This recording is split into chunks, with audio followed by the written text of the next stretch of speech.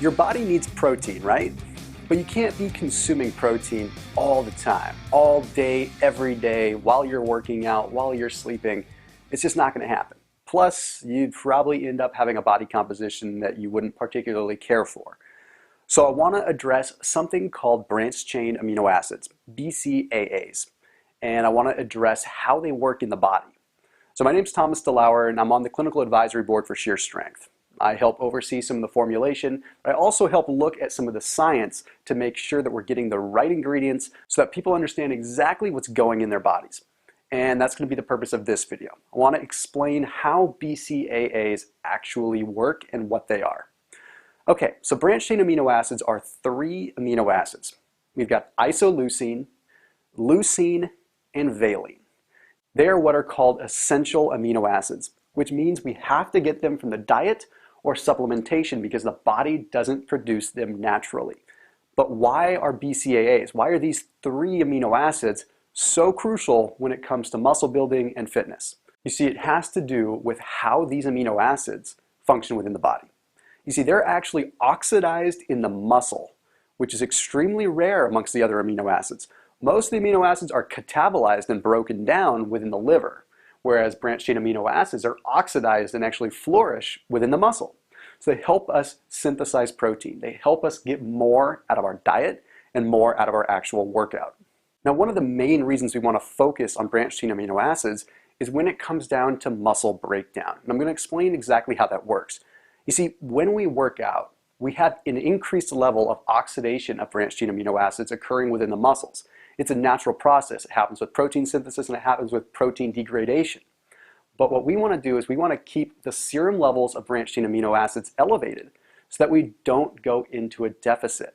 You see, we don't want a negative amount of branched-chain amino acids within the muscle because then the body has no choice but to start breaking down the muscle tissue into that usable form. It's kind of a negative perpetual cycle, and we want to keep on top of that.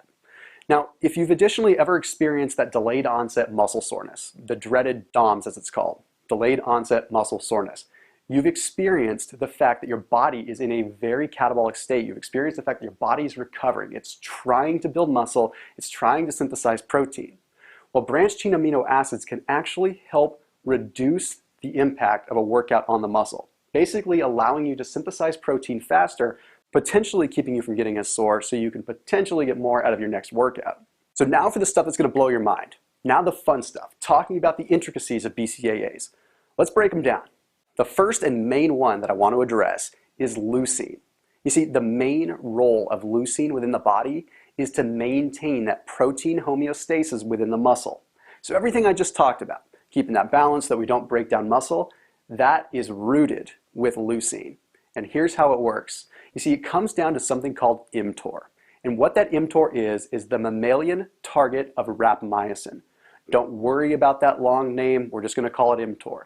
mTOR is a big switch. Very simple. If you have good amounts of mTOR, then you're going to have protein synthesis. If you have bad amounts of mTOR, then you're going to have protein degradation and catabolism, where your body's breaking down muscle tissue. Different amounts of leucine trigger that mTOR switch. If you have elevated serum levels of leucine, the mTOR switch is on. Muscle is activated, protein synthesis is activated, everything is fine and dandy, nitrogen balance is high, and you're able to build muscle and you're able to recover. Leucine levels drop, that switch flips. Boom, you're back to protein degradation and potential catabolism and breakdown of muscle tissue. And to back this up a little bit, I want to reference a pretty fun 2004 study. So what this study looked at was individuals that were going through the same resistance training program. And these individuals were given different post-workout meals and supplementation. Group 1 was given just carbohydrates. Group 2 was given carbohydrates and protein, typically a good combination. Group 3 was given protein, carbohydrates, and additional leucine. Well, guess what? Guess which ones had the best amount of recovery and the best amount of protein synthesis? Yeah, you guessed it, number 3, the ones that had the leucine, because that leucine helped activate the mTOR, which allowed the carbohydrates and allowed the protein to do the job to actually produce muscle and to heal. Okay, so we've covered the gist of leucine, but let's talk about isoleucine. Isoleucine's job is simple. It helps the glucose uptake of the cell within the muscle.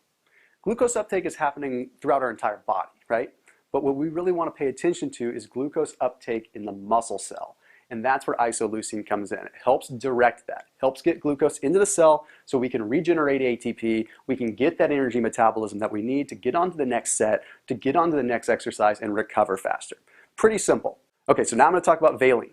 Valine is my personal favorite because I like the way it works with the neurochemistry of the brain. I'm fascinated by it. So hear me out on this.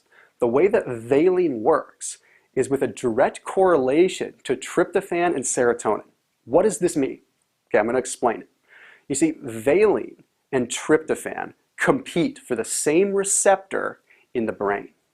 So when you have high levels of valine, valine is going to occupy that receptor of the brain, meaning your body's able to function, your body's not tired. Now, if you've ever heard of tryptophan, you think Thanksgiving dinner, you think high levels of tryptophan, you think sleeping, crashing out on the couch.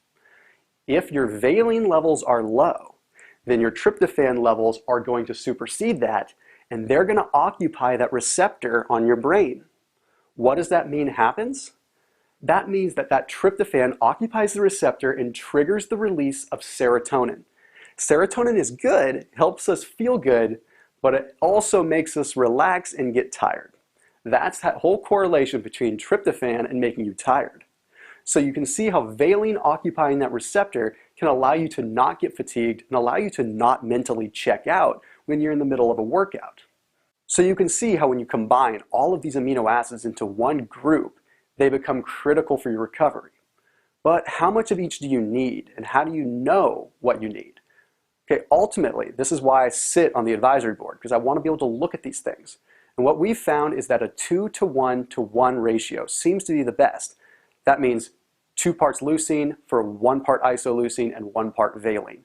Seems to be a nice combination where you're getting more of the leucine that you need to stimulate the protein synthesis, but you're still getting the positive effects of the isoleucine and the valine, but you're predominantly focused on the benefits of the leucine.